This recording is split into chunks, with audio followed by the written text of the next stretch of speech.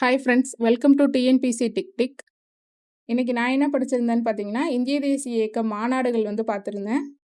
அதுக்கப்புறம் பார்த்தீங்கன்னா, டே 2ல் பெருக்குத்தொடர் வரிசை பார்த்துருந்தேன். அதில் உள்ள சம்மை ரிவிஷன் பண்ணியிருந்தேன், அந்த 10 சம்ஸை.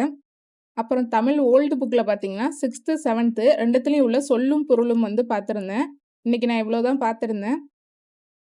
நார்மலாக ஹவுஸ் ஒய்ஃப் ஆஸ்பிரண்ட்ஸ்லாம் பார்த்தீங்கன்னா, வீட்டு வேலையெல்லாம் முடிச்சுட்டு அவங்க குழந்தைங்கள்லாம் பார்த்துட்டு தான் படிக்கிறது கிடைக்கிற டைமில் படிக்க முடியும்.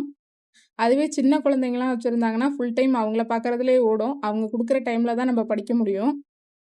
சில பேர் வீட்டில் தான் பார்த்தீங்கன்னா, வீட்டில் சப்போர்ட்டிவாக இருப்பாங்க. நம்ம எக்ஸாம் படிக்கிறோன்னு சொன்னால் குழந்தைய வச்சுக்கிறது, வீட்டு வேலையில் கொஞ்சம் ஹெல்ப் பண்ணுறது, அந்த மாதிரி இருப்பாங்க.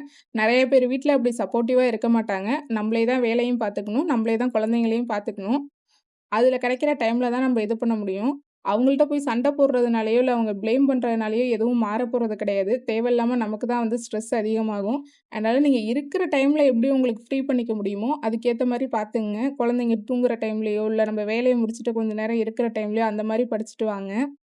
கிடைக்கிற டைமில் நல்லா படிங்க, எதை பற்றியும் யோசிக்காதீங்க. அந்த மாதிரி படிச்சிங்கனாலே வந்துடலாம். நான் குரூப் 2 மெயின்ஸுக்கு கிளாஸ் போயிட்டுருக்கப்போ பார்த்தீங்கன்னா, அங்கே நிறைய பேர் எழுதுவாங்க. ஒரு 10 பேர் இருப்பாங்க. அவங்க தான் பேப்பரும் கம்ப்ளீட் பண்ணுவாங்க. எல்லாமே ஃபஸ்ட்டு முடிப்பாங்க. சாரும் பார்த்தீங்கன்னா, நீங்கள் தான் கண்டிப்பாக வேலை வாங்க போகிறீங்க, நீங்கள் தான் பேப்பர் கம்ப்ளீட் பண்ணுறீங்க அப்படின்னு சொல்லிட்டு இருந்தாங்க. ஆனால் பார்த்தீங்கன்னா, அதிலே கொஞ்சம் பேர் ஆவரேஜாக இருப்பாங்க. நீங்கள் முடிக்கவே இல்லை, இந்த மாதிரி இருந்தீங்கன்னா நீங்கள் வேலை வாங்குறதே கஷ்டம் அப்படிங்கிற மாதிரி சொல்லியிருக்காங்க. அந்த மாதிரி தான் பார்த்தீங்கன்னா, உமா அக்கான்னு ஒருத்தங்க இருந்தாங்க. அவங்க வீட்டில் ஃபுல் வேலை இவங்க தான் பார்ப்பாங்க. அவங்க கொஞ்சம் பணக்கார வீட்டு மருமக.